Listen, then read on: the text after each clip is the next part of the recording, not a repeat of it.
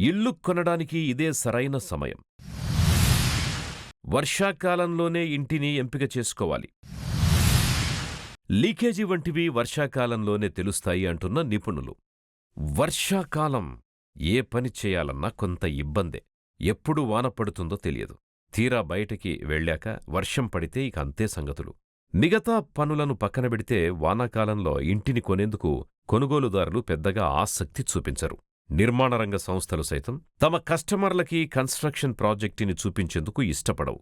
ఇందుకు అనుగుణంగానే వర్షాకాలంలో రియల్ ఎస్టేట్ రంగం నెమ్మదిస్తుంది కూడా. ఇళ్ల అమ్మకాలు బాగా పడిపోతాయి. అయితే కొనబోయే స్థిరాస్తి ప్రాజెక్టు గురించి వాస్తవ పరిస్థితి తెలుసుకోవాలంటే మాత్రం వానాకాలంలో వెళ్లి చూడ్డమే సరైంది అని రియల్ రంగ నిపుణులు చెబుతున్నారు.